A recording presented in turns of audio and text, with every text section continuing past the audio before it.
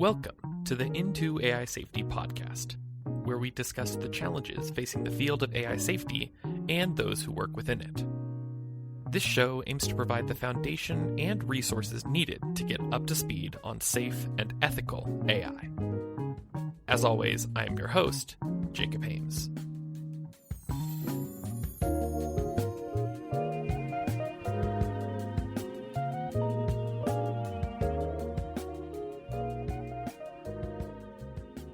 During the podcast, you may hear this sound, which denotes that I have included at least one link related to the content that preceded the sound.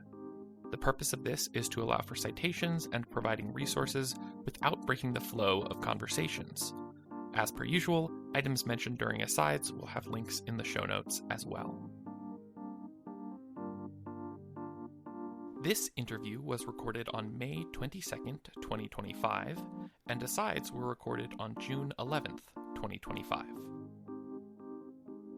This episode is an interview with Will Petillo, the onboarding team lead with PauseAI, a movement with the aim of hitting pause on the development of so-called frontier models. I'd like to give a quick shout out to Rimelt Ellen, who was actually the first guest this podcast ever had, because he's the one who recommended and put me in contact with Will in the first place. So, thanks Rimelt. This one's for you. During my conversation with Will, we'll get into just what PauseAI's ask is, prioritization of cause areas in an uncertain world, warfare, corruption, and so much more. Before we start, I'd like to note that Will joined the podcast in a personal capacity, and his views do not reflect those of his employers. Now, without further ado, let's get into it. Welcome to the show, Will. I really appreciate you coming on. Could you introduce yourself and give us a little bit of information about who you are and what you do? Sure. So my name's Will Petillo, he, him pronouns, and I've previously done a lot of different stuff before getting involved in PauseAI. So coming out of college, I was a teacher for a little while, then a paralegal in an intellectual property law office, then a semiconductor engineer for Tokyo Electron, then a video game programmer, and then most stuff. Yeah, and that's leaving out all the little miscellaneous summer and odd jobs and volunteer things and extracurriculars and all that kind of stuff going on, which that would take up too much time if I listed all of that. Sure. So currently I am volunteering close to full-time as the onboarding team lead at PauseAI. So this is talking to new members as they come in and getting them connected with various volunteer opportunities in the organization, letting them know what PauseAI is about, what the culture is, what our values are, answering any questions or concerns that they have, and basically connecting people. Okay, and so just to make sure that we're all on the same page here, could you give a brief description of what PauseAI is as well? And we'll, of course, be digging much more into this later, but just so we're starting off on the right foot. Sure. So PauseAI is a international grassroots volunteer organization. Our banner ask, that's kind of everything is centered around, is trying to slow down the frontier of artificial intelligence development. Okay. And so by frontier, you mean the biggest models that are being developed by the big name companies, right? Yes. That's exactly what it means. Earlier, when we started out, we were kind of continuing. There was a Future of Life Institute letter asking for a 6-month moratorium, and it had a specified amount of compute not to go beyond. And it was for a specified 6-month period. Mm-hmm. I think I didn't join the organization right when it formed. I was maybe 6 months or so when I joined after it started. So I don't know exactly the history of it, but I could see there's a pretty strong parallel between that idea and our founder was Yukmane Dertsma. Felt hey, there isn't really a sustained thing to actually make this kind of thing happen, and we should since no one else is doing this, I'm going to start it up. Mm-hmm. And when I first joined, after it'd been around for a little bit, it was just a Discord server, Yoop doing some stuff, and everyone else kind of maybe helping a little bit here and there, but mostly just kind of chatting and giving moral support. Also, another one of our other core founders in the U.S. branch is Holly Elmore, and her take on it was that we need to be having protests. That the AI safety has kind of been around for a while, but it's largely been conversations on less wrong, technical alignment research by Machine Intelligence Research Institute, and there was hadn't at that point been much effort to really engage with the public, and for the rationale being that this topic's too complicated and regular people won't get it, or if people think that they get it, they'll pull the thing off course and do stuff that makes things worse somehow. As is often the case during these interviews, we find ourselves mentioning less wrong, rationalism, effective altruism, Eliezer Yudkowsky, or some other related thing. Before AI was a more mainstream topic of conversation, there were people that were talking about the risks of advanced AI systems, and the place these conversations were had was primarily a community blog called Less Wrong. Less Wrong was originally created by Eliezer Yudkowsky as a place for so-called rationalists to discuss and share ideas on their topics of interests, which include cognitive bias, philosophy, economics, and AI. This community has strong ties to effective altruism and AI safety. There are many criticisms of these spaces and these groups, and I discuss them much more in detail during my interview with Dr. Igor Kravchuk, so if you're curious about the broader context, I would highly encourage you to check those out.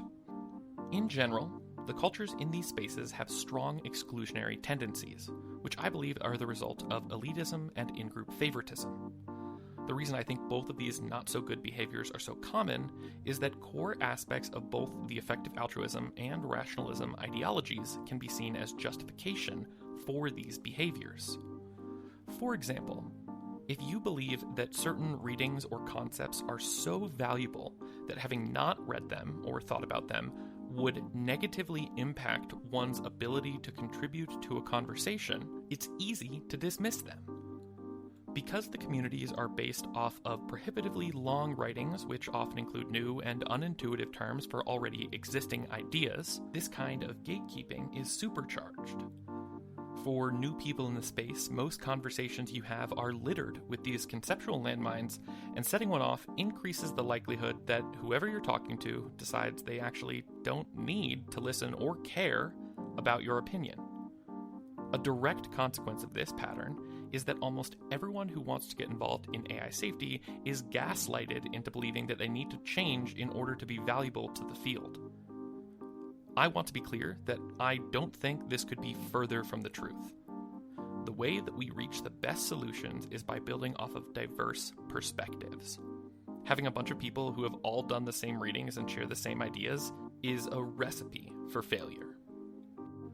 Anyways, because of these tendencies being embedded in the cultures, most didn't leave these communities to discuss their concerns, and some actively discouraged it. And Ollie felt this was a mistake, and the core ideas people can get, and that also AI affects everyone, so right. People should have a say. And so what was really needed was to shift the Overton window by making all of this stuff more visible. Those ideas together essentially formed the foundation of what PauseAI was about. All this to say is that that initial sense of there's a certain amount of compute that shouldn't be used in a training run until we know what's going on at the earlier levels, that could get out of date. It could be that what the frontier looks like changes, and it's more about what kind of algorithms are used or how much is trained, beyond post-training. So there's some flexibility in terms of what exactly we want to slow down, and that's a kind of necessary vagueness because the industry is changing very quickly. Okay. So yeah, I think that's a really good way to describe sort of PauseAI, just so that we know what we're talking about and working towards. But I also am really interested, how did you get to where you are right now? You said it started, as a Discord server.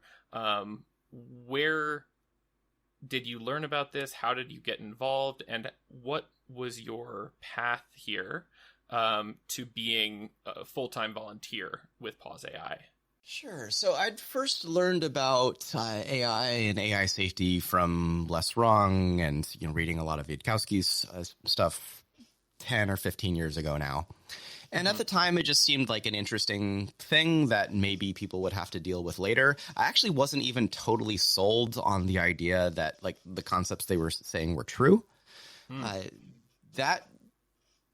Things shifted for me when ChatGPT came out, and suddenly like it was a lot more visible. It's like, my sense of when the stuff would become like strongly relevant got a lot sooner. I think that happened to a lot of people. And this was happening at about the same time that I was feeling a bit burnout on video game development, largely just for personal reasons. So I saw some link on Twitter about some protest happening in California. I wasn't able to go to it, but I was intrigued by the idea. Actually, my initial thing was I was concerned that they would cause, it would backfire. And so I was kind of joining to say like, I want to make sure these people like know what they're doing and it's not taken off track. And I was actually kind of going in to argue. But then when I actually started engaging with it, it's like, okay, there's a little bit more thought behind this than I would have assumed right off the bat. Gotcha. Okay. And then you're on the Discord and you're sort of trying to understand the arguments. Maybe at least somewhat, because, it's good to sort of red team and be able to understand what someone else is thinking. So how did that transfer towards you getting more involved? Yeah, so I guess basically the thing was in engaging with this, I had no background in activism. My mother did a lot of environmental activism, but I'd kind of distanced myself from that as a little bit of like teenage rebellion in a way, or in a subtle sense. Yes. I kind of like have that in the back of my mind, but like it had some sort of negative associations with it. But as I was engaging more, I started to like learn more about what activism was about. And I was also wanting to find like ways to be involved, partly just to fill time and have like something, interesting to be engaged with. At first, when I joined, it was just kind of a passive thing, and more of my effort in terms of like AI safety as an issue, which, because at this point it was interesting to me, was actually trying to get involved in technical alignment, specifically leveraging my game development background to build like a grid worlds level editor in the Unity game engine, so that like anyone could build like test environments. And be able to run different algorithms through them to see like which ones passed various safety benchmarks better. And so I put some work into that, and it also went to this virtual AI safety unconference, or VISU. I think that happens every year. Yep. And I believe it's still happening. Yeah. So I actually will probably be at the next one. And so I had submitted some of the things I was working on with Unity, like to show people like some of the tools that were available, and also connected to some other people. I actually started working for a while with Jobst Heidsig on his project for like an algorithm that would build satisficers. So like it would prevent the user from inputting any goal that was open-ended by like translating it into a form that there would be some like limited amount that it would pursue any given thing. Okay. And there's more one could say about that. I also had the idea from Visu to start making a series of videos. It's on my YouTube channel under Will Petillo. I have a playlist called Guardians of Alignment, where I interviewed a variety of people who are working on Basically, I contacted people from Vaisu saying like, hey, you have some good ideas here. I'd like to help them get distributed a bit more. Who would be up for having a video interview? And then I scheduled several of those. So that's the origin of that whole series. And one of my takeaways from all this is that there were some pretty good ideas here. I don't think any of them were things that someone like Yudkowsky would say, oh, yes, this solves it. But they seem to be like trying to understand the problem and really solve it at a deep level. Whether they're successful or not is another thing. And I did not have that impression at all when I was looking at like what's happening at OpenAI and other companies. Their approach seems to be like, we'll make AI developed to the point where it can function as an alignment researcher, and then we'll just offload the problem there. I wish that was a caricature, but I think that's actually kind of what it is. I think that's a very straightforward, reasonable way to explain what quite a lot of people think the plan is. Anyway, so all that to say, like, I was more impressed with the work of volunteers than what I was seeing with the big companies. And this kind of led to the realization that, okay, like I'd been trying to think of it from a technical perspective, but that really seemed to be downstream of policy and just what's being incentivized by economics.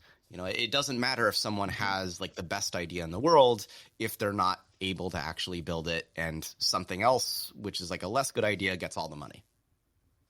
This is this idea that tech is downstream of policy, and so that seeing that as that kind of caused me to want to pivot a lot more towards working in some form of advocacy. And by this point, I'd already kind of established a bit of a relationship with the people at PauseAI. Gotcha. So I do have one question. So one reason that I started this show, this podcast, is that a lot of people, I think, get into similar positions at varying, like, I guess, places along this trajectory of wanting to get into maybe some of the more technical or policy-oriented research. And then, for some reason or another, like, I mean, it's just very competitive. There's lots of people trying to be doing that as well. And so it can be really difficult to find your own path. And I wanted to talk specifically about, like, you saw this sort of discrepancy, I guess, between what is possible in promoting more diverse ideas to find solutions. And although you had your own sort of like ideas and were working towards some, you decided, actually, I think that it's going to be more valuable in some manner of ways. Maybe that's personal fulfillment, maybe that's like impact, not sure, but it's more valuable to be doing like more advocacy and sharing based work. Is that sort of correct? And regardless, like, talking me through that a little bit more to understand how you went about navigating this sort of decision space. Yeah, so you mentioned actually two things there, impact and also personal fulfillment. And the choice was a little bit easy for me because those were both pointing in the same direction. Mm-hmm. So I was just speaking now in terms of tech being downstream of policy, in terms of my views on what's more impactful, is just seeing the policy side as bottlenecking the other things I was working on previously. Mm-hmm. But in addition to that, I was just in a space of my life where I could not maintain focus staring at code. And working with people was just a lot more satisfying where I was emotionally. Gotcha. So since those were both pointing in the same direction, it was like this was easier and also seemed better in a rational sense. So there wasn't really a whole. It just kind of that shift sort of just happened, and there wasn't really a big internal conflict there. Awesome. And so you then went. You were already on the Discord for PauseAI. But so how did that start? Like, did you just go up to, Holly and say, "Hey, I want to volunteer," or does that look something a little different? So at the time, it was just there was a link to join the Discord, and I clicked on it, and then I was in it. And then they had regular events of like a weekly action meeting where people would just say what they'd worked on in the last week and ask for help if anything was coming up. And that was just on a public meetings channel that you just click on and you're in it. Then there's all the channels where people are having conversations. Anyone could just participate in those. And, if you're trolling or something, you could get banned. But basically, it was a very open at sort of thing. Lately, there's been more like private channels kind of forming, for leadership. But at the time when I joined, like everything was totally open. So we talked a teeny bit about this before, but if you could give like a little bit more background and understanding of what is the goal. You mentioned a flagship ask, or I think you may have used slightly different words, but like, what is that and why is that? Mm-hmm. So there's two basic reasons why we're interested in the frontier training of AI models. And the main one is, well, one of them is that's kind of our view of where a lot of the biggest risks come from. But something kind of related to that is it seems to be pretty clearly where the bottleneck is. So if a technology already exists and it's been distributed out into the world, trying to stop like any bad usage of it, that's like a really complex governance problem that's having to diffuse out in a lot of different places. Whereas the big training runs are happening in a very small number of companies in like very few locations, cost a huge amount of money. Every step in the process of it is owned by various monopolies, like on the hardware side. And so the amount of coordination needed a number of actors needed to coordinate is much smaller, and it also has bottleneck in the sense of downstream effects. So when there's a new training run, there's like all sorts of capabilities that might come out of that. And then with new capabilities, there's all sorts of different technologies that people might build off of that. And then with every technology, there's some unknown amount of societal effects that it has. And so the societal effects are ultimately the thing that matters. But at each step, it like branches out exponentially. So if you deal with the place like the farthest upstream, then that deals with everything else. Now there's obviously downsides to that, because like now you're also slowing down good societal effects. But our view on this is that it's moving so quickly, and there's lots of issues that are already have come up from technology that or from AI specifically, that society hasn't totally come to terms with, built an immune response, figured out how to deal with, that we really just need to slow down to be able to deal with what's out there already before constantly like adding new things into the mix. Okay. And one thing that you had mentioned previously as well to me was this idea that it's not necessarily about the pause itself. A pause would be great, but what's more valuable is what would have to be true about the state of the world if we were able to get to a pause. Can you explain that a little bit more? Yeah. So one objection that was I've often heard given to that Future of Life Institute letter, and is also sometimes brought up with PauseAI. Although our ask for a pause is more open-ended, we never say 6 months. We say like as long as it needs to be. So this kind of addresses this issue like directly, but also there's a question of like, well, this pause can't possibly be in forever. There's going to be some kind of time bounds until you can't hold it up. And so what do you expect to achieve in that time? Do we really expect that safety research is going to catch up to capabilities in 6 months or however long it is? Or or that decision making is going to get massively better in that time if we just slow things down? That doesn't seem to be the direction the world's going lately. No.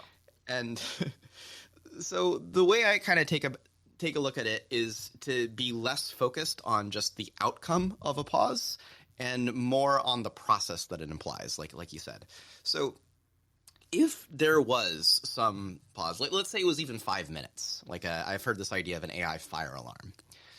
Okay. And well, that's obviously useless in terms of what can be done in 5 minutes. But Right. if we think but this doesn't just drop out of the sky. If something like this happens, there has to have been some mechanism that brought it about. And so if a 5-minute pause were actually enforced and monitored and people knew that it was happening, this would imply that there was coordination between the major governments of the world, which implies that they've talked to each other and set up communication channels. It implies that experts have figured out ways to monitor and enforce it. So it's not just relying on trust between states that don't necessarily trust each other. And it also implies that all the individual actors have bought into it. Right. This kind of thing would not hold up if there was one group really pushing it and everyone was just dragging along because they had to. You need buy-in for an agreement to hold up. And that buy-in implies that individual actors like the U.S. government, for example, saw the need for slowing things down, which realistically is only going to happen if their constituents are pushing for this. And that the governments are actually listening to their constituents.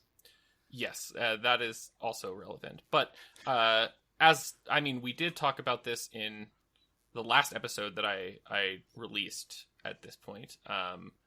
And that is that constituent communication does seem to be pretty impactful if done well. At least it has in the past. So I think there's hope for that. Yeah, I want to speak to that a little bit. It might be jumping ahead, but on the value of constituent communication. So one statement that one of our DC lobbyists, Felix, he's been talking to a bunch of policymakers on both Republicans and Democrats, and has generally gotten a lot of buy-in in terms of people being interested in the arguments that he's making, generally agreeing, and but then sometimes being slow to act, or almost always being slow to act on them. And so he would follow up by asking, what would it take for you to be a leader on this issue, to do this and such a thing? And the answer is generally something to the effect of, I need to know that my constituents have my back. I need to know that people actually care about this and that it's going to help me, not hurt me. Right. And so what would that take? And they would a response, or one of the responses was, if I could get 10 letters on AI, asking to slow things down from constituents in my district over the next week, that would shift my opinion on, what I would do on this. Wow. It wasn't tied to a very specific promise, but I actually got a very similar number when I was personally talking to a state level representative. And they said something very similar. If I could get just a few letters on this, that would move my interest on this. And one of the reasons for that is not very few people write letters. And so when a representative gets one, for every one they get, they can assume that there's a lot of other people who probably care about the issue and who aren't writing. Right. And, whether you take a cynical perspective and say they just want to get reelected, or a more less cynical view that they want to represent people, it comes to the same thing. Yeah, we need to be able to, and that's ultimately gets to be our responsibility as citizens. If we want things, we need to ask for them. Yes. And ask for them in meaningful ways, I think, is also important there. We can't just, click on the button that says this will send a form letter, because at this point that's so sort of such common practice, as far as I can tell, that it essentially means nothing to the policymakers. This is a good point in terms of what makes effective communication, and it's a very simple answer to this. The thing that matters is evidence of effort, or really evidence of caring. And so which means you don't actually, if you're writing a letter to a representative, it doesn't have to be this really well-researched, persuasive thing. All you have to do is make it clear enough what you're asking for, so they don't get the wrong idea and go the opposite way. But beyond that, you just have to show that you care about it. So telling a personal story is fantastic. But one paragraph, maybe two, is plenty for an email. And that's also why it's important to actually write a personalized one yourself rather than just clicking a link on change.org or something of that nature. Specifically because it's so low effort, it doesn't really send much of a signal. Now, that's still better than nothing. And it also matters how it's being used, how the organization circulating the petition uses it. So, for example, if I go in as a lobbyist and I have with me a list of names of constituents with, zip codes who have signed a thing, and, I go into that saying, look at all these people who agree with me, and these people might, have stated that they might even shift how they vote in some cases based on where you come to this issue. That's going to get their attention a lot more than just me going on my own. So petitions can be meaningful, but if they're just kind of circulated around and saying, hey, look how many signatures we got, and they don't actually do anything with it, then that is much less useful. Gotcha. I think that's a good segue into the next sort of question area that I'm interested in, which is how does PauseAI go about achieving this goal of reaching a place where we can have a pause on large training runs? How do you do that? What are the actual things that are happening? So I split our actions up into three categories in terms of if you're involved in the organization, as being inside game, outside game, and organization. Okay. So the inside game is lobbying, essentially. Talking to people in power, trying to convince them of things. Outside game is trying to talk to regular people. So educational messaging, outreach, protests, anything that gathers attention is outside game kind of stuff. And then organization is working with people in the organization, try to get all the parts to work together. It's very behind the scenes. Gotcha. Each of these has a very different mindset with it, and this can lead to a lot of confusions around activism when you try to judge one process through the values of another. So, for example, taking compromise positions and asking for something that's a step in the direction of what you want makes a lot of sense if you're in the inside game trying to make incremental improvements. Is a really bad idea if you're taking from an outside game focus and pretending that what you actually want is the small incremental thing. Right. But the other thing that's important about this analysis is the fact that they work together. So if I'm, like I mentioned with that petition as a, I'm imagining myself as a lobbyist, insiders have a lot more leverage if there is a strong outside game movement that they're representing. And likewise, a mass movement is going to have a bit of a pyramid scheme effect to it if it's not tied to some actual lobbying and trying to work within the system to some degree. Gotcha. Okay. My first reaction was that doesn't sound good, but you weren't trying to make it sound good. Right. I got slightly confused there. And this can be a feeling I've heard of activists feel this before of, hey, what is my role as an activist? It's to convince other people to be activists. And what am I trying to convince them of? For them to be activists too. Wait, where does this bottom out in terms of actually changing things? Does everyone in the world have to subscribe to this thing? No, it's because the point of that is to give fuel to the insiders, and then they are managed to make incremental progress, which then sustains and gives a reason for the mass movement to say hey, we're actually accomplishing things, and that makes the whole thing sustainable. And then the third group, the organization, where do they fit into that dichotomy? That's the behind the scenes and get everyone else working together. So it's kind of like my role in PauseAI, for example, is very much the organization. I do a little bit of like writing to senators, and like I want to start lobbying a bit more. I've done like a little bit of outreach, but mostly it's working with the people and like resolving disagreements and like handling some logistics and that kind of stuff. Gotcha. So it's really just that interfacing aspect to make sure that the inside game sort of people can actually be leveraging the outside game efforts and vice versa. Yes, you could say it's just the two components, but I think the third one is the glue is a kind of important thing to keep in mind as well, because that's a different mindset that it takes altogether. That's more about like outside game. It's really the core virtue that you want to have is courage and like boldness, whereas like the inside, it's a little bit more about like strategy and like thinking things through in a lot of detail. And the organization, it's more about humility and like letting other people take the stage. Gotcha. So that is helpful context, but it doesn't quite answer the question I think that I was originally going for, which is like what are the actual things that are happening, both on the, I guess, inside game level, like lobbying. It sounds like writing letters is an example, or Felix in DC, I assume, like meeting with Congress people or their staffers.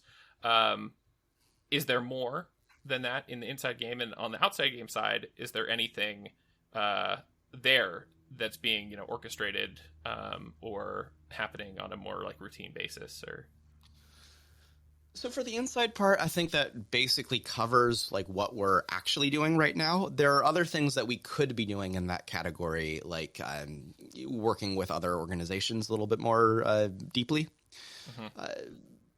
For the outside perspective, yeah. So one of our main groups that I'll direct people towards is the outreach team, which contacts social media influencers, traditional media, and tries to get our message out to established audiences. So like if someone's like a podcaster and they're talking about AI, then we say like, hey, you should talk about PauseAI. So that's one aspect of it. Also, all of our protests that we're going a little less on those, because when we first started protesting, it was a really new thing, and you could get like 5 people together and it would be a news item. That's being less the case now. So more of our focus in mass mobilization is in the form of creating local meetups. So like I have one in Portland where I handed out a bunch of flyers. We had a meetup at the library, and then we just brought in people to kind of, I would give a little starting lecture about like some of the things that what's happening with AI and what PauseAI stance is, but then let everyone else kind of share their own perspectives, and then I kind of brought up some questions for them to discuss. I'm also being involved. I was recently tabling for an internship fair at a local college, and so I got a bunch of students who signed up who were interested. And so we're going to have this whole process where we teach them a lot of the basics of activism, and then hopefully it culminates with them trying to meet with their state representatives and like put together a presentation and like practice that, or some other form of activism that works for them.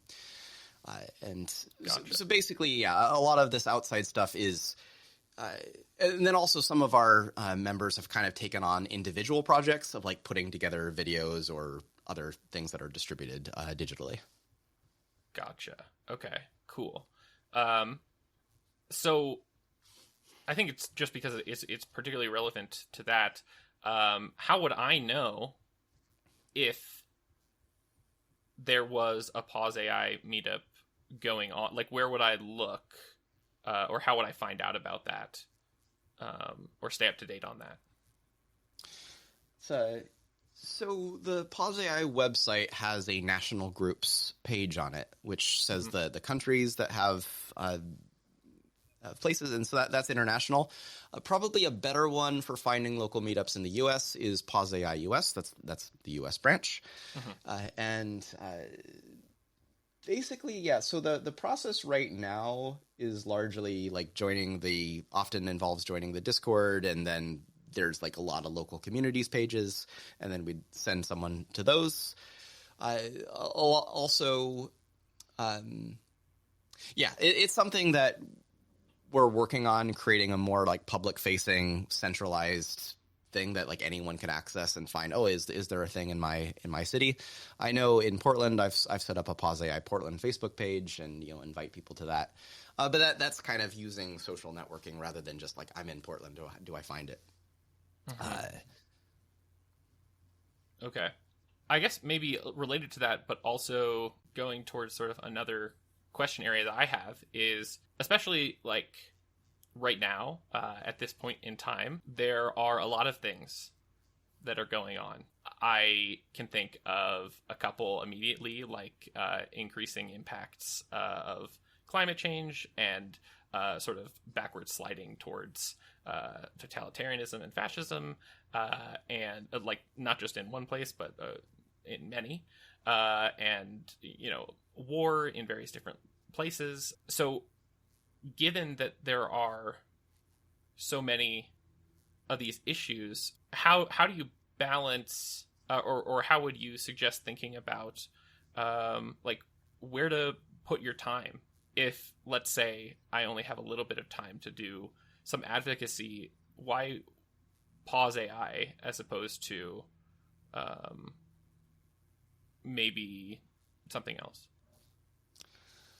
So there's a saying that's been around for a while that I like a lot, which is think globally, act locally. Which is, I think it's a very useful mindset to kind of have some sort of big picture view of what's happening in the world and like what the upstream causes of a lot of everything else is, like what's driving the system as a whole. But then working on that directly might not really be tractable, or might be too big, or it might not be accessible to any given individual. And so it's very valuable to just pick some specific thing that is of interest to you for whatever reason and focusing your time on that.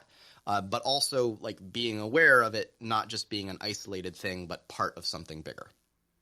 And so that can look like a lot of things. So that is to say that if your main issue is combating fascism or environmentalism, I'm not going to try to argue you against that. I think there are some things I could say, like that's great work, keep it up. For anyone who's kind of involved in something along those lines. Anyone who's already doing activism work, don't stop. Right. And now, and I'm also not going to say like your time's not being like optimally used. Even I can make a case for the value of working on AI like in itself. And if you hear that and it's like, oh, this is really compelling, I feel more motivated towards something else. Great. But that's I don't really see it as a competition.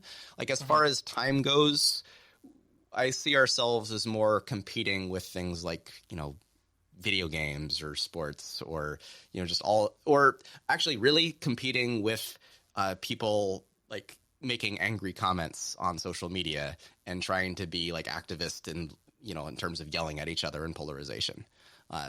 Less of that, I think, would be good, and more things that actually work, whatever the cause area is.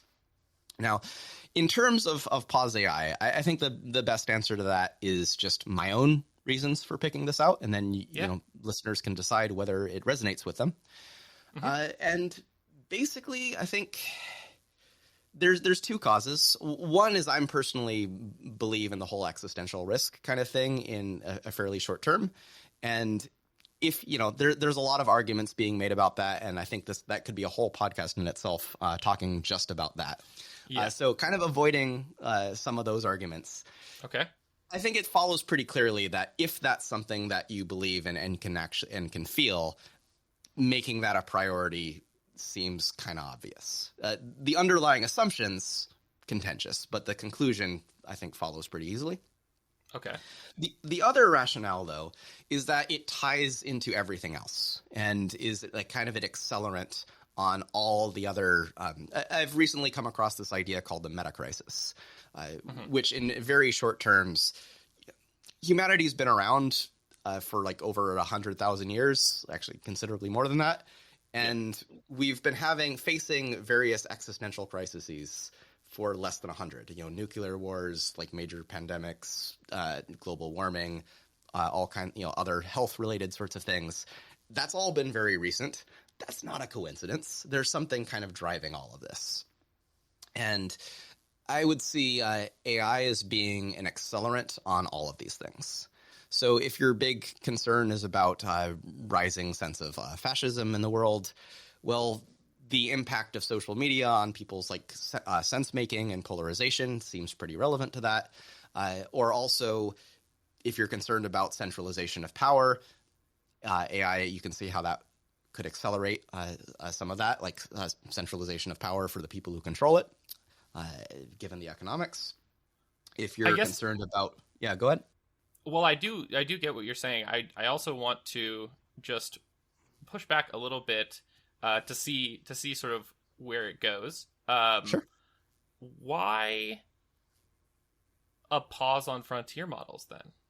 Like, to me, I agree that social media, for example, has had a very significant impact on people, and social media and sort of content suggestion and surfacing algorithms and the way that sort of the internet has been created is definitely AI in my eyes, but that isn't addressed by this sort of like stop the frontier.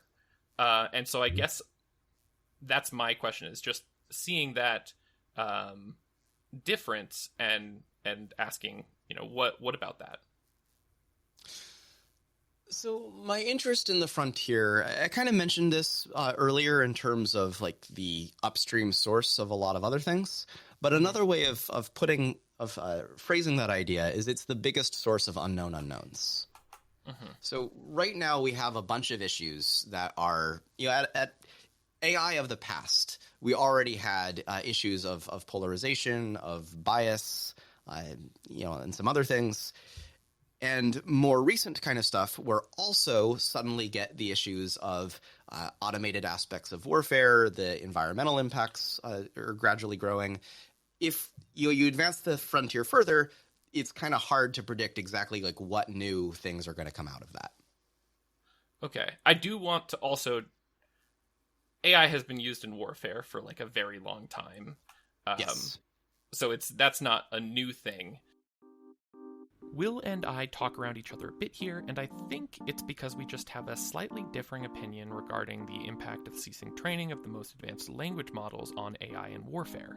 But it isn't super clear based on our conversation, so I wanted to hop in and provide a more streamlined version of our perspectives.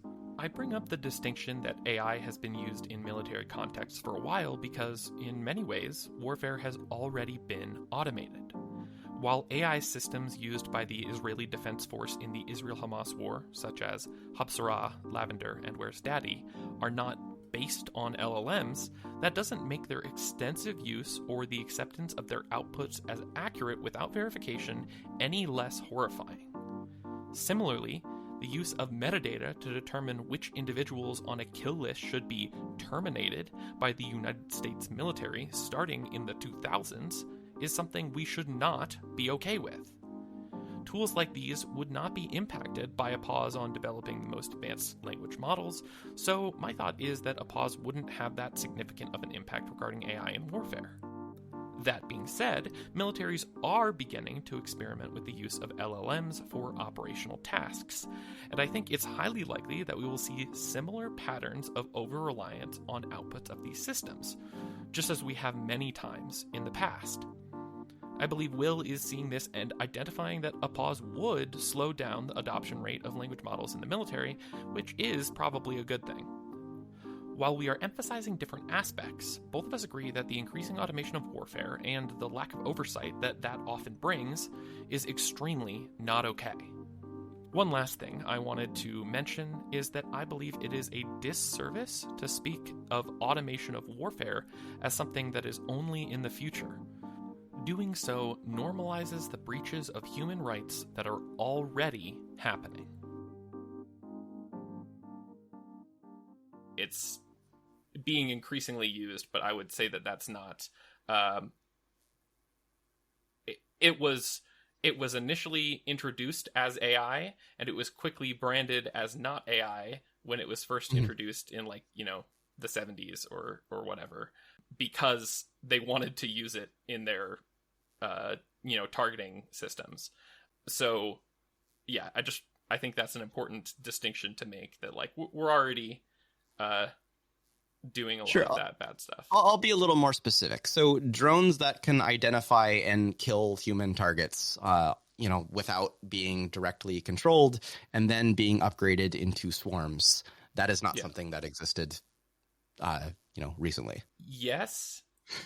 I just see this as a very changing from the single drone, which is also new, in terms of like being able to act autonomously.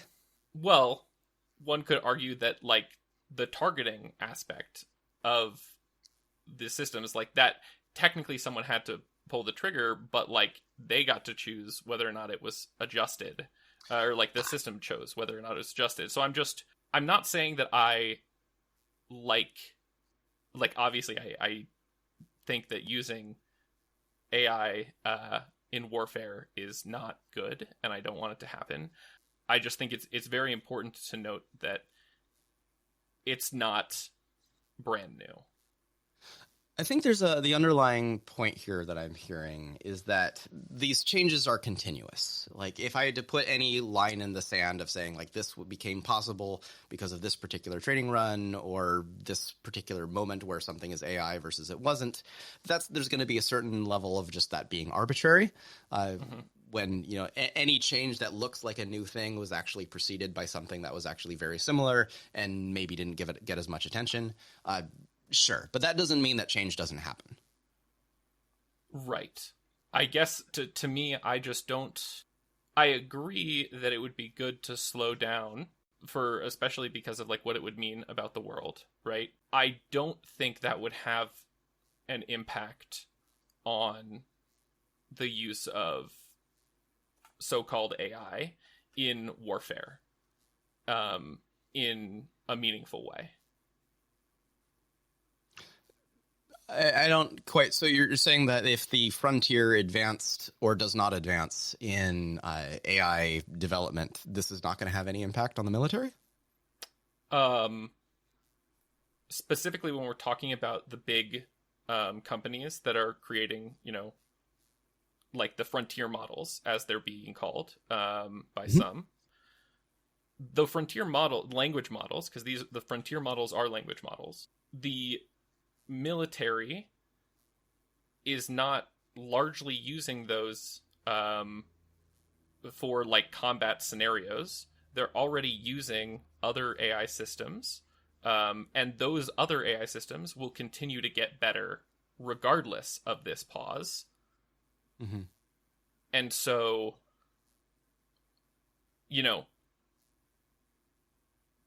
I'm not saying don't pause. I'm saying maybe we should be thinking about that as well. And I'm not, I'm just sort of putting that out there as something that I think is important to note.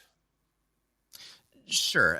I guess one thing that I think is important, and when you start thinking about the managing all the applications of AI that already exists and like how it diffuses and how it gets used, I'm certainly not against that.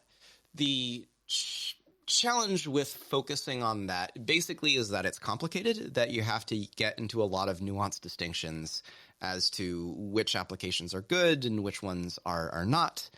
And I think people can have like a lot of opinions in terms of like where exactly to draw that line. And I mean, that's definitely true. So when you're trying to like, rally people with like a single underlying cause that like everyone in the movement agrees on, then dealing with like all those really nuanced distinctions, like ultimately it's about the process by which you're coming up with those in terms of like what clearly matters. Right. Okay. And so you mentioned as well earlier, like personally for you, some of the existential risk or X risk type stuff is salient and part of what you think about, but that's not necessarily everyone. Correct. And so I guess I'd like to hear a little bit about, what are the different perspectives of those within PauseAI, and how do you guys go about getting to the ones that are being championed, like the cause for the call for the pause to frontier training runs? Sure. So, yeah, in terms of, I guess one of our core principles is we try to be focused on like that particular outcome, and within that being a going for like a big tent philosophy. And part of that is we have a mix of members who are techno-optimists versus techno-pessimists. So techno-optimist is generally of the view that technology is generally good, and there's some, there are harms that come up, but ultimately society learns to adapt, and you get most of the positives and leave aside most of the negatives, and in the long run it all works out.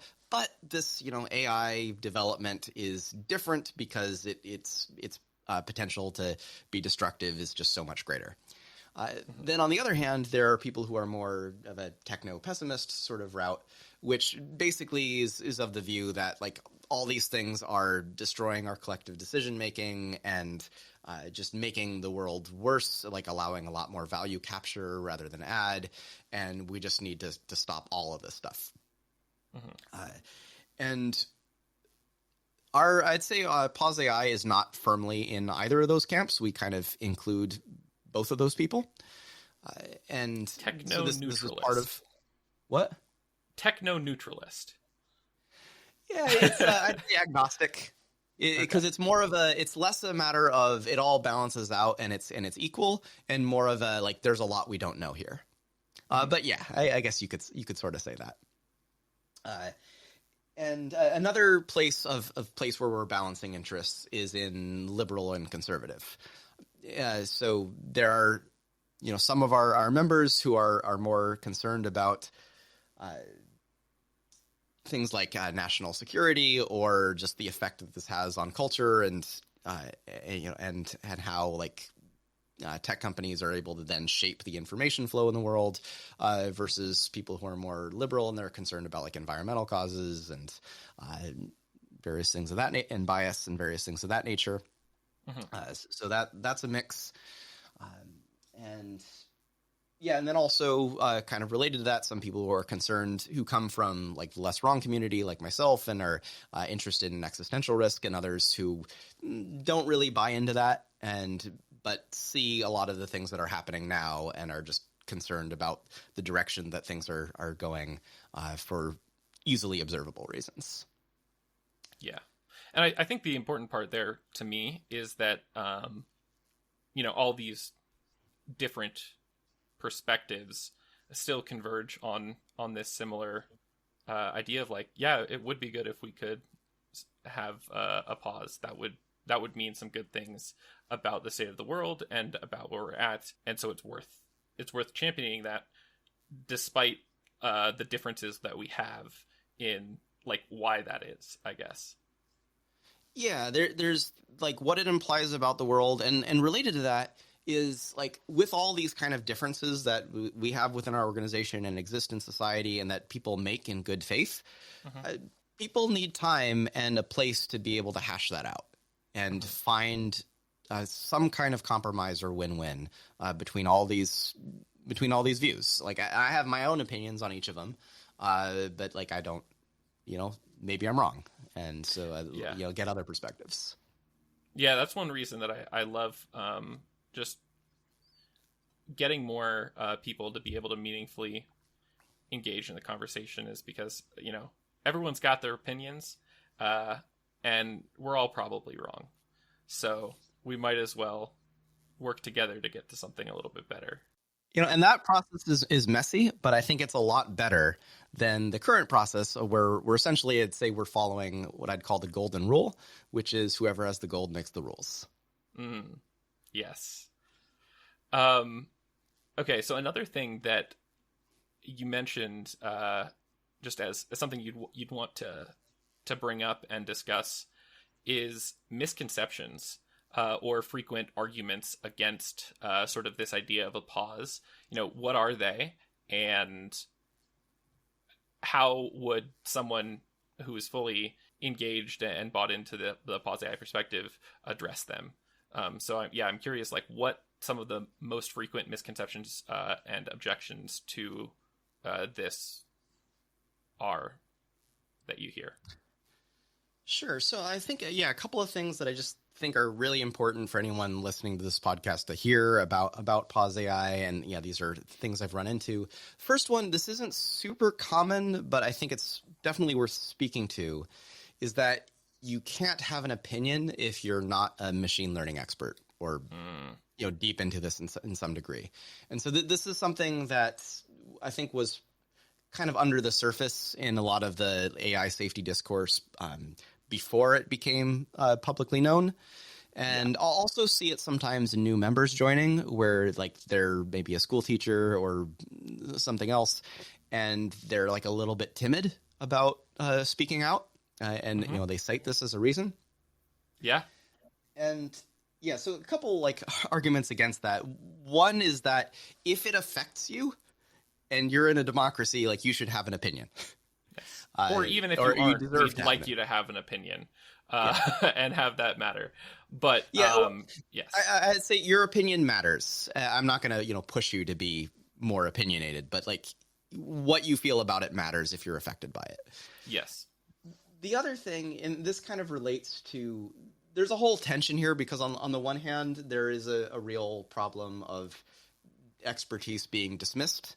And on the other hand, it's being like held in too high regard, And so the way I kind of synthesize those worldviews is imagining like an image where you're looking at it at a fairly low resolution. It's kind of blurry or pixelated.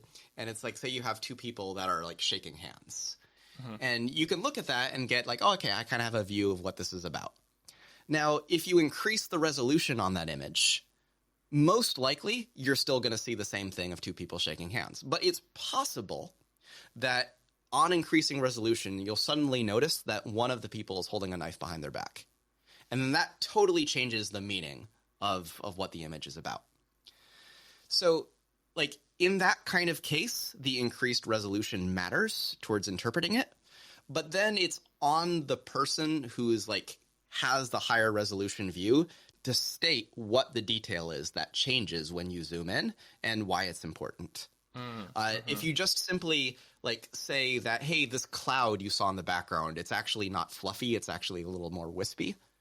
And so therefore your view of the picture is totally invalid. Like that's just gatekeeping. Right. And I think I want to also just hit on this for a minute because I think this is not just like a worry of people that is unfounded. I think that a lot of people in the space will treat others differently if they are perceived to not have like an appropriate sort of knowledge base or background in the space. And I think that's like a really big problem because what it results in is you get people who care about these problems, who are quite experienced in various different domains, not AI specifically, but others, which could bring valuable, diverse opinions and perspectives to the space. And they feel like they can't contribute unless they change to fit the mold that somehow a vast majority of the people in this space have fit into, largely because of like selection pressure. And then also just there are at this point so many people that they can be so selective, and that's like really harmful to those people. And so just reminding everyone that like if you feel like you can meaningfully contribute to the conversation, then you can. Even if you get something wrong sometimes, saying, this is how I think about it, this is why I think about it, is valuable. Yes, and I highlight one particular challenge that can come with that is different groups have different norms for how they communicate, which aren't even really necessarily relevant to the message, but are just kind of make communication within groups easier than between groups. And that sense of friction happens like often under the surface and can be off-putting if you're not part of it. Just like communicating's harder, it's less fun.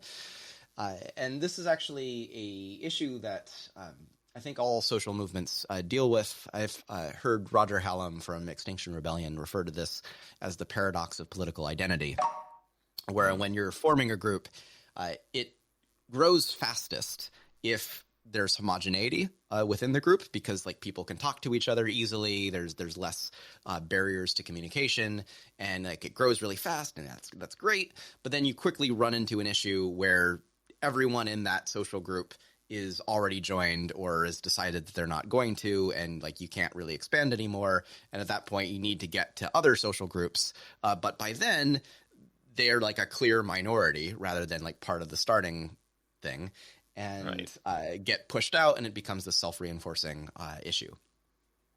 The way around that is, well, partly deliberately being more inclusive and being intentional about it, but also is allowing for lots of subgroups to form that have their own norms to it, and then like communicate in a meta way between each other.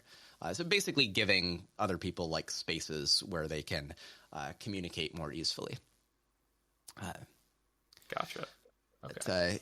But but also lastly on this point, I'd say like where I see this come up the most, honestly, is on tech Twitter, and people kind of making like gatekeepy kind of comments. And, I'll just say to anyone who's more of a self-identified expert in this sort of thing, if you have important details that are kind of being missed by a lot of people who are new, absolutely share those.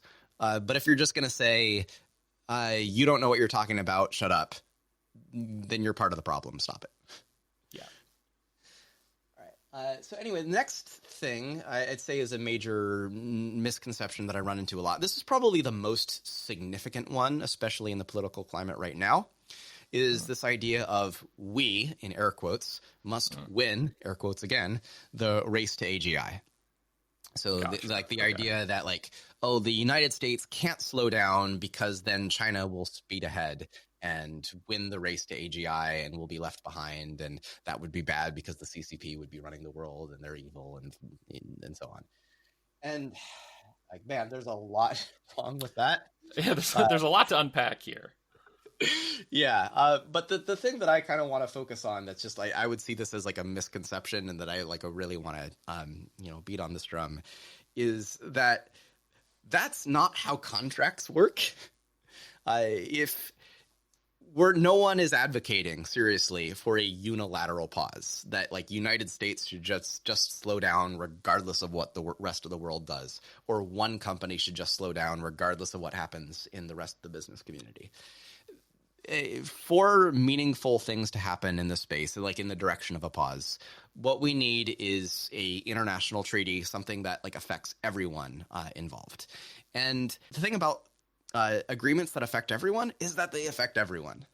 It's not just one person slowing down for the sake of the others. Now, there are real challenges with that, in that if you're going to have that kind of agreement, you need to have a process by which it can be meaningfully monitored and enforced. And that takes a lot of red teaming, because you have to think about all the ways that someone might defect or break the agreement or be secretive.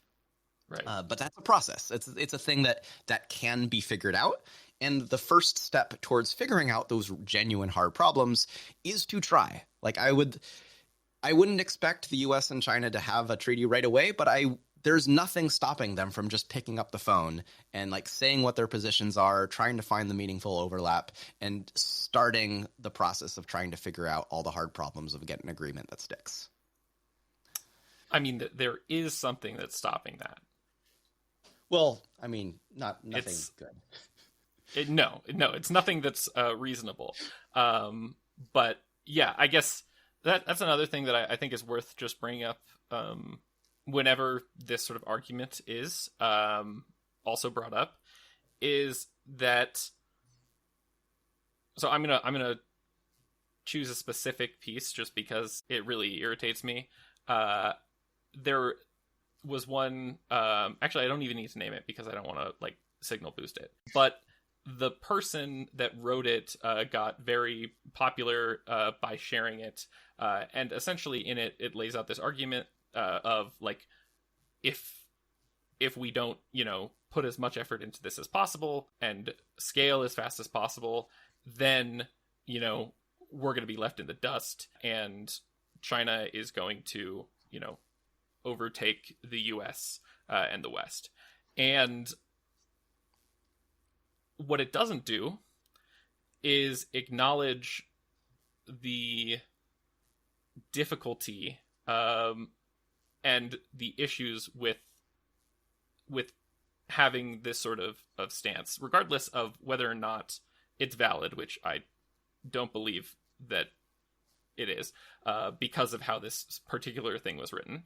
It's also incredibly important to understand, what it means, and what might happen as a result of you sort of presenting and signal boosting this rhetoric, which vilifies Asians and Asian people. Yeah. And so I just want to make sure that, since we did discuss it, I also like address, there isn't like an easy solution here, because there are legitimate concerns about like the increasing power of the Chinese Communist Party and the impacts that will have on other nations. Like, but at the same time, that does not mean that you should have negative reactions or hate or vilify Asian people that live near you. And I think that's really important to say, because yes, it does happen. It just does. Like, there is a causal relationship between when rhetoric like that goes viral and Asian hate crime. So don't do that. Yes. Rant done. Absolutely. I agree with that. One other thing about that particular document I think gets missed a lot is that I think the core argument was that around there being like a lack of security around the process, even as it is.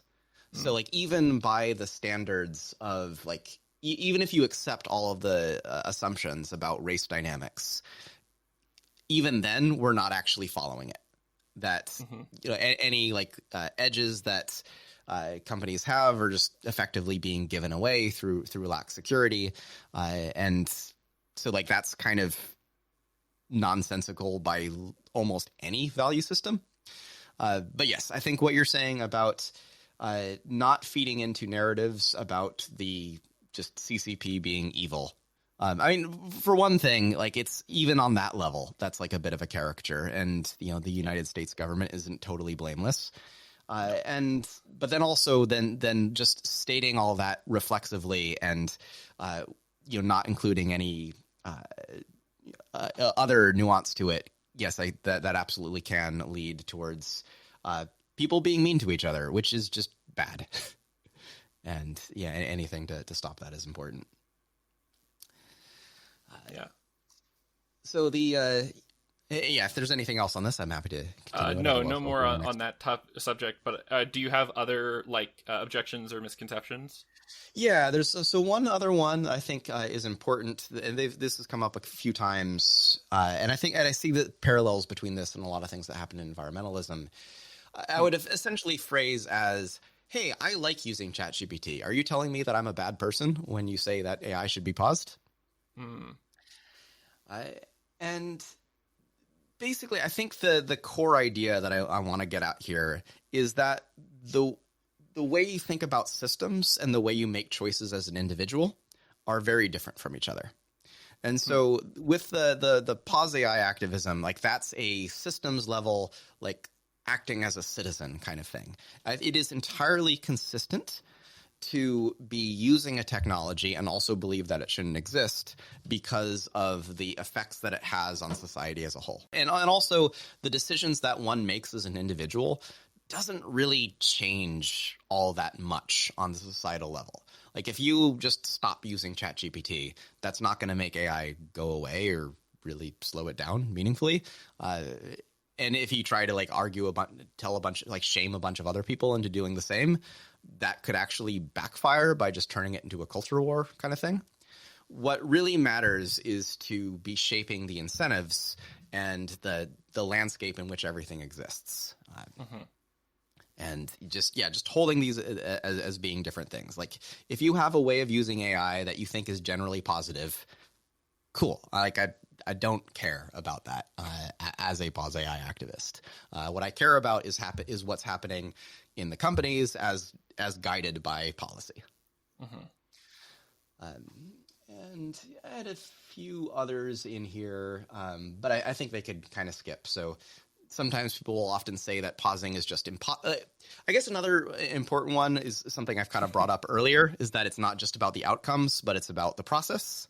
And then also another one is that like this whole thing is impossible. And like, well, first we need to try. Yeah. Okay. So given, I guess, like all of this and the context, I also wanted to at least somewhat address your stance on other efforts that are ongoing, and what PauseAI thinks, or at least you think about these other sort of governance safety efforts.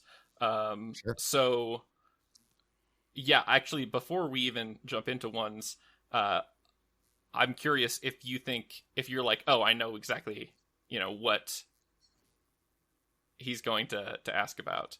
I think so. So we have this like large ask of trying to get for an international treaty stopping frontier development, but are there any other like more immediately tractable political asks that we're going for that are likely to happen in the nearer term? A treaty, we'd have to build up a lot of influence for that to happen, or that idea would have to build up a lot of influence. Sure. So I think it is reasonable to consider like stepping stone kind of things that are good in of themselves and also push in the right direction. Okay. And one of these that I kind of personally find the most interesting in terms of being something that's available now and like currently being voted on are bills essentially related to transparency. So California's SB 1047 was an example of one that almost passed but got vetoed at the last moment by Governor Newsom. And now, but the fight's not over because there's also New York has a AI like RAISE Act. I actually do a deep dive on SB 1047 in my other podcast, Muckrakers. So if you're really interested in the bill and the drama surrounding it, I'd recommend listening to it. The TLDR is that SB 1047 was a bill being considered in the California legislature during 2024. The bill would theoretically require developers who made the largest models to do some safety documentation, and that they could be sued if the model caused deaths or millions in damages. In addition, there were also some whistleblower protections included in the bill. In my opinion, the bill was extremely poorly worded, and I also don't think that it's that relevant even today. The models that are being created, as far as I know, have not surpassed the threshold for being covered models according to the bill. The RAISE Act, which stands for Responsible AI Safety and Education Act, is a different bill that is currently in committee in New York. The bill is quite similar to California's variant, but it removes the section about establishing a new board to oversee the implementation and changes some numbers around regarding what AI systems will count. In addition, it cleans up some of the convoluted language, which was definitely needed. I do think that this bill is an improvement on the one that was previously out there, and I'm interested to see where the New York legislature takes it. One thing I want to note is that these bills are not the only ones that are out there. I strongly encourage you to look into the AI regulation that is brewing in your neck of the woods. I think this is basically an idea of, make sure that companies like have a safety plan, have a third party review that plan, not fire employees that flag risk and disclose major security incidents. So very similar to SB 1047, just kind of building off of it. So that's interesting. I guess I did on my other podcast. I did like a deep read of SB 1047. And I was not impressed. I think in principle, it's great because it essentially just says, yeah, we should like have more transparency and like processes in this stuff. Also, there are whistleblower protections, etc. But when I looked at it, and maybe this is because I don't quite understand like the legalese or how it's being written, but it seemed like it didn't actually have any power. It was just sort of like, you shouldn't do this, but there were no enforcement or consequences or anything like that for companies not following those rules. Yeah, and well, I guess the first kind of sort of outside view thing I would bring to question that analysis is that if it really had no teeth on it at all, then why did the companies push so hard against it? My opinion of that is because any amount of regulation is a step towards more regulation. So I'm not saying it's bad to have. I'm saying it goes nowhere near what would actually be meaningful. It is a like in good faith, we'll try our best kind of statement, which doesn't actually hold any water. So I would agree that it's weak and that like the kinds of things I'm concerned about, this does not fix. My reasons for being in support of it are basically identical to the company's reasons for being against it. You know, like it's a step in the direction of having more meaningful regulation later, being able to see what's going on a little bit more clearly, having companies like publish what their plans are, gives a way to be able to say, hey, their plan is terrible, in a way that's like clear rather than hidden and like maybe it's a good one, you know, behind the scenes. Being able to protect whistleblowers means more likely to get evidence and information that is helpful for getting other things. Yeah. So I mean, there are, yeah, this isn't to say that there's nothing good about it. Like, I think the whistleblower protections were just like definitely something that should have happened. And any more that we can get towards that are really important. But yeah, I guess just the other perspective is also like, did it have a negative impact on the rhetoric, or that like this bill, it didn't get passed? And you know, obviously we can't go into the governor and his brain about like why he chose to veto it. But it seemed like it to me, like it wasn't doing much, and that was essentially what was being vetoed. Is that like, why would we do it? Like, this just sort of adds a bunch of extra steps, but it doesn't actually do the things we care about. And so, yeah, just curious what your thoughts are on that. So I would say that Governor Newsom's sorry, that's a really sticky name. The stated rationale that we shouldn't regulate the big companies because the small companies can also be dangerous doesn't make sense from any perspective, really. No, it does not. And so I think the pretty obvious reason as to why that got vetoed was political nepotism. Yeah. I'm just going to say it. Like, Governor Newsom, you are corrupt. Like, I'm saying that on the air. I think that's pretty. The amount of money and like last minute lobbying that went into that, I think makes it clear.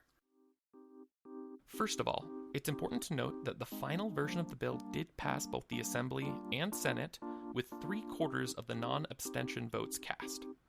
After taking his sweet time with the bill, the governor decided to veto it, sharing a 3-page justification of his decision.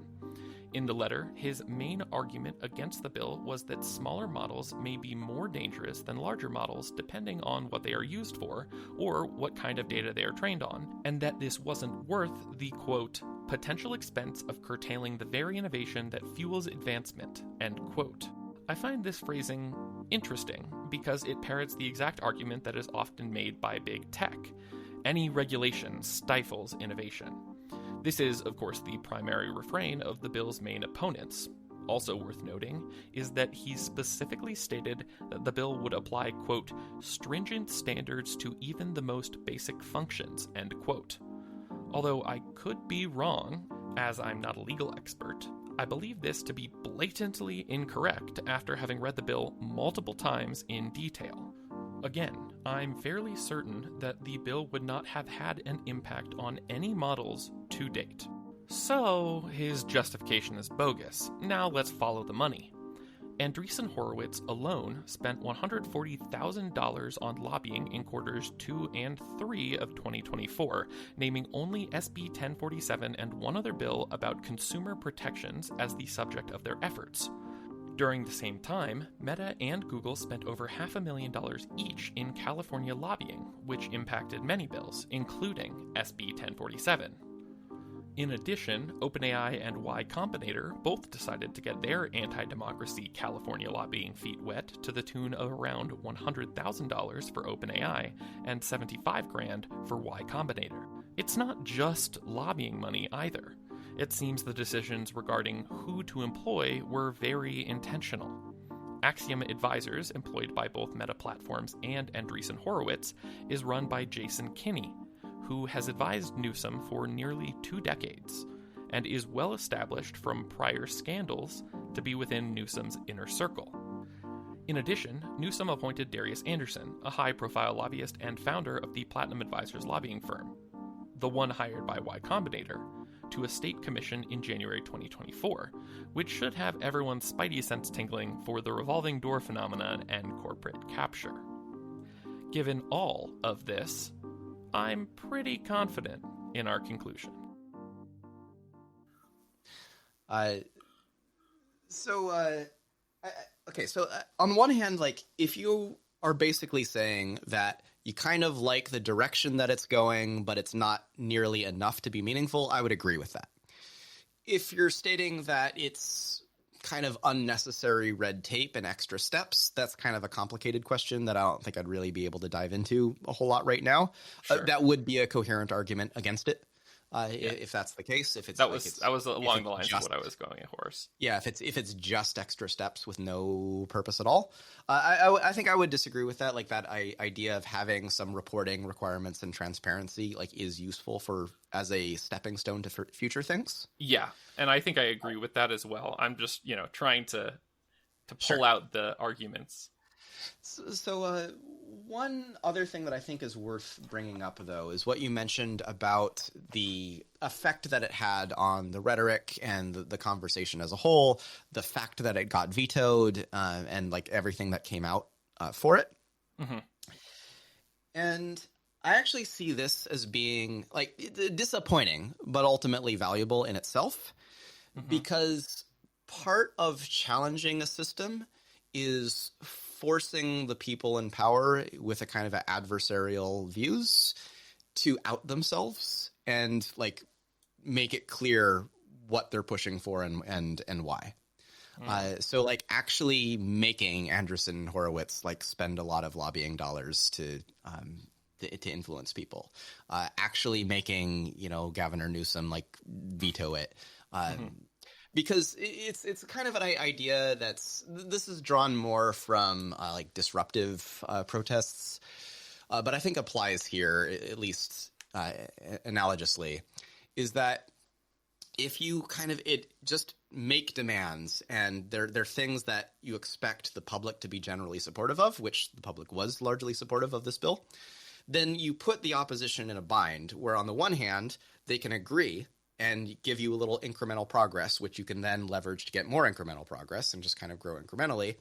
Or they could clamp down on you, and they have to do so in a way that's like unfair and absurd. And then you can use the sympathy that you get from the public to build more momentum in a more outrage-based kind of way. Gotcha. Yeah.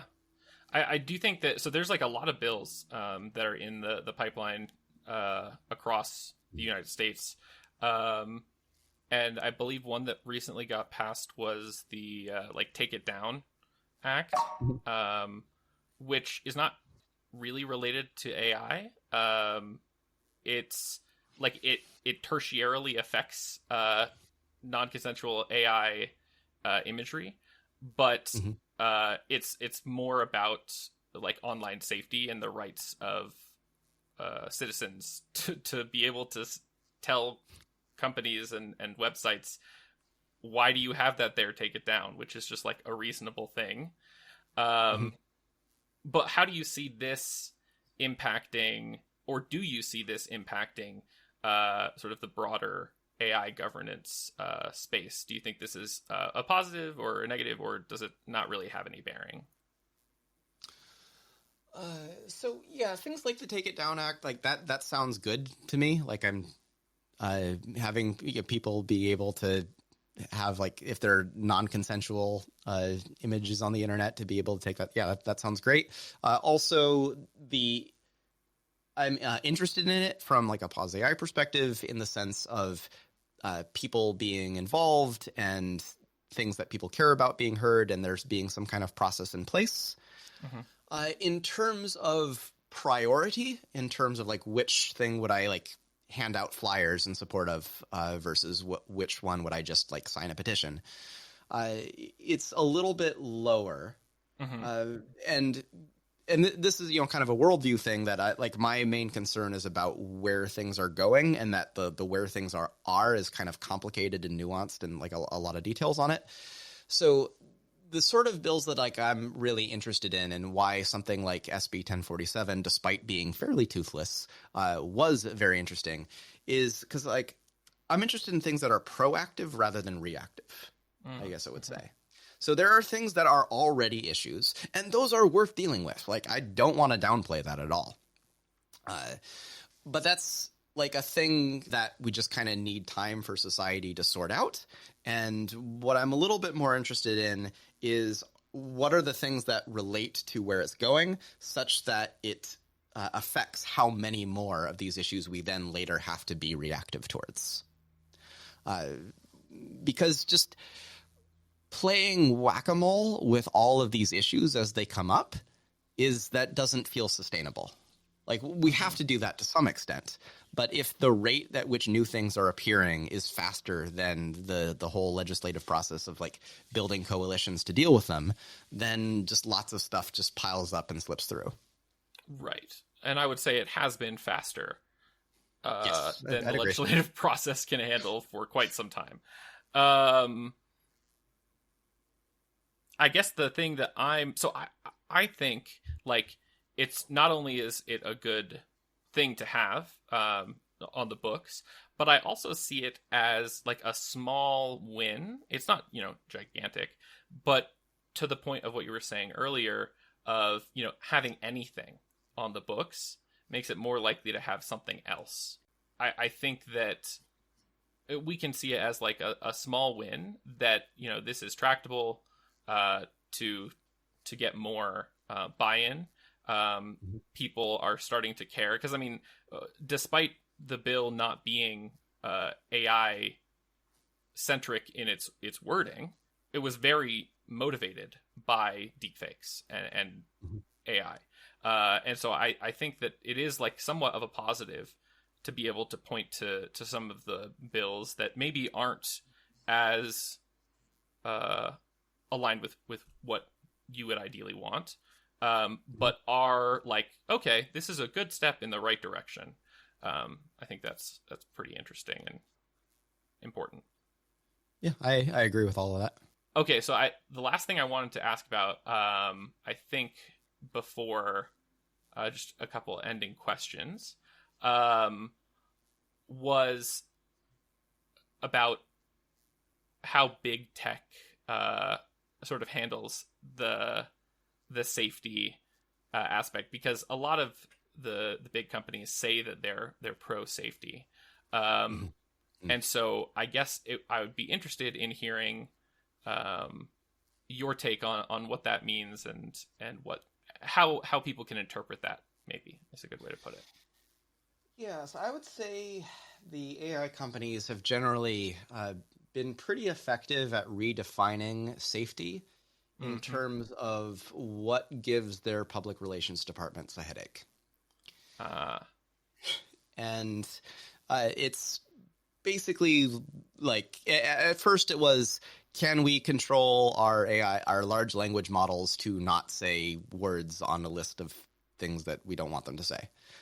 And like, that's kind of interesting in the sense that if you can do that, that implies a greater level of understanding of the technology, which maybe or could be used for other things, or that you've just applied some filters.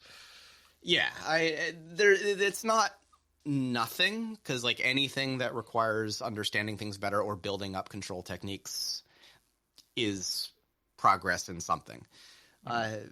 But ultimately, to conflate that with, we've made progress on this like much smaller issue, therefore you don't have to worry about the bigger one, and we're using equivocation to make them sound like they're the same thing.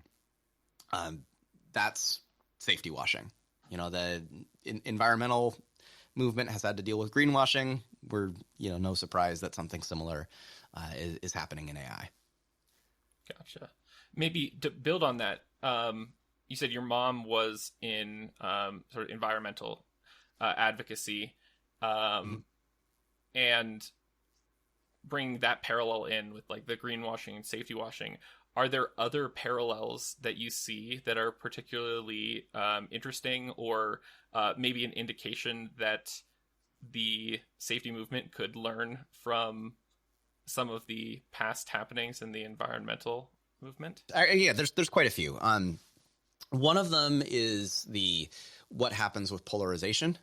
So I think this is not widely known, but a long time ago, environmentalism, like when it was first kind of forming, was politically neutral or even a right-leaning issue, where actually, very early on, it was like something more Republicans were in favor of, and like the Democratic angle on it was, these are just these rich people that want to be able to hang out in nature and, creating all these preserves. And it's not taking into account the working people who, and being able to like optimize for their interests. And then for a long time, it was sort of kind of on both sides. But then it started leaning a little bit more towards the Democrats being more receptive towards it. And that kind of led into a feedback loop where first, like some environmental activists found it like higher returns on investment in talking to Democratic legislators. And so they put more effort into it and allowed it to kind of get tied to other things, because that, got people more interested. Right. But then meanwhile, the oil lobby started like pushing really hard towards conservatives. And then it became this polarized sort of thing, which once it was that, it's very hard to get it out of that view. And that puts a hard cap on how much people can support it and how much can get done, which, may have had some benefits in the short term, but was probably bad for the movement on the whole. I think Katja Grace of AI Impacts has an essay series, which I'm drawing a lot of this from. Let's see. Another issue from it is just the importance of this kind of relates to that inside-outside game dynamic. There are groups in the environmentalist movement who are just like very focused on making little incremental progress with insiders, and you can really get the runaround, like if there's not a lot of like strength behind it, where people promise things and it doesn't really go anywhere. You try to build a bunch of connections and it's just like little bits. Whereas like what's needed is much more fundamental and like and sweeping than you can really get with tiny little wins over time. So yeah, those are a couple of the parallels. Basically, like things related to activism generally is where a lot of the parallels are. Also, sure. I guess one other thing, this is something I kind of meant to mention earlier in terms of AI, and this relates to the big tent philosophy and the combination of concerns about X risk and job loss and deep fakes and all these sorts of things, is one thing I like to focus on. You know, there's the process of having everyone be involved, but there's also the fact that, or the idea that these are all tied together. There's like very similar dynamics driving all of these problems, in the obvious sense, like AI bringing them up. Sure. But then also the kind of underlying issue is the gradual loss of power of individuals to be able to shape how their lives go and how decisions are made. And whether you frame that as the loss of the regular people's power to large corporations, or in the X-risk sense of, you know, humanity's power to like machines, then it's kind of a similar idea and dynamic, and you know what the fear is and what we're trying to push against. Mm-hmm. I think that's a great sort of like ending point on there. Before you go, I do have two questions. The first is, what is your least favorite part of the job, or the misconception or like type of interaction that you have with people that just like really annoys you? What is the part that grinds your gears, so to speak? I picked onboarding because it had the least things that bothered me, but actually seems like I've a reasonable had thing to do. Like I've very much enjoyed meeting people where they're at. So like I had one call where the first line the person said was, "Are you a cult?" Another one, someone said that they were building an AGI with some of their friends. This was like at 1 a.m. and I was just like, and they'd never heard of the alignment problem. It's like, so I kind of enjoy some of the weirder conversations, and you know, the mix of people who like disagree versus people who are kind of agree and like need to be like activated and that sort of thing. Mm-hmm. But I'd say the part that's the least fun about onboarding is the initial messages and just how few people respond. You'll have someone who joins the server, they click the wants to help tick box, and you message them. It's like, "Hi, like I'm from PauseAI. I'm here to answer any questions about how to get involved. You know, what brought you here?" And something to that, some friendly, easy to respond to thing to that effect. And maybe 5% of people like reply. And I get it. People join because they just want to check it out, and they're it's volunteering. You can't shame someone for not giving away their time for free. Right. But on the other side of it, like that just gets it's like the little mini rejections. And that's and it can, and also that constant contact can get a little repetitive. Yeah. And then the flip side of that, which is, what is your favorite part about the work, like kind of interaction you have, or something that you get to do, like an opportunity that you wouldn't otherwise? What do you enjoy the most about this work? My favorite part of onboarding people to PauseAI is when I get someone who is really freaked out about where AI is going, whether it's existential risk or even just like dead internet or anything else, they're visibly distraught, angry, sad, despairing. And then I can talk to them for a while about the amount of agency that they actually have and the levers of influence that regular people can have on the world, and see their mood visibly lift towards something more hopeful. That is like incredibly satisfying. I'd suffer through a few hundred unresponded messages to get one of those happily. Awesome. Well, Will, thank you so much for joining me. I think this has been, a really good conversation. And I'm happy to be able to share more about, like you mentioned, different groups being able to share what they're thinking about and how they're thinking about it. I think it's really important, and I appreciate you joining me.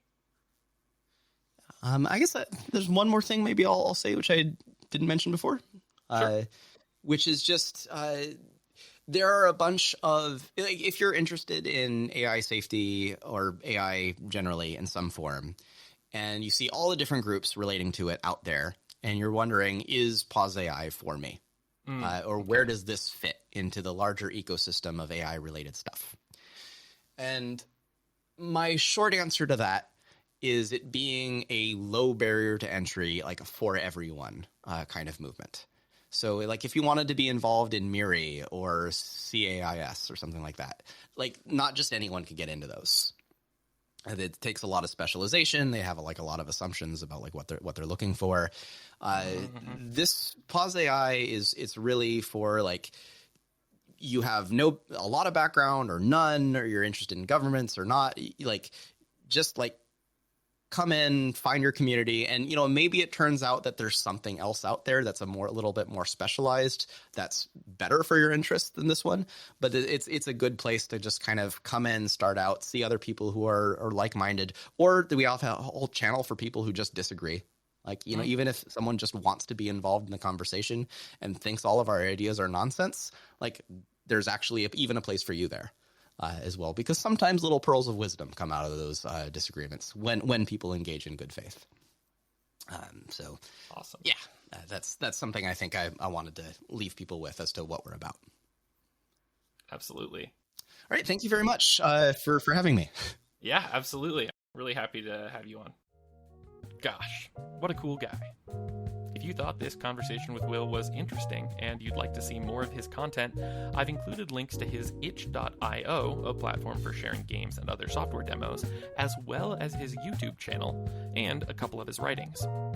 If you enjoyed the episode, one of the best ways to help get it to more people is to leave a review for the podcast on whatever listening platform you use. Lastly, you may have noticed that Into AI Safety is now part of Kairos.fm, a podcast and media network that I created to host this podcast, my other podcast, Muckrakers, co-hosted by Dr. Igor Kravchuk, and more. You can check out all of our content on our website, Kairos.fm. That's Kairos.fm. And with that, I guess I'll catch you next time.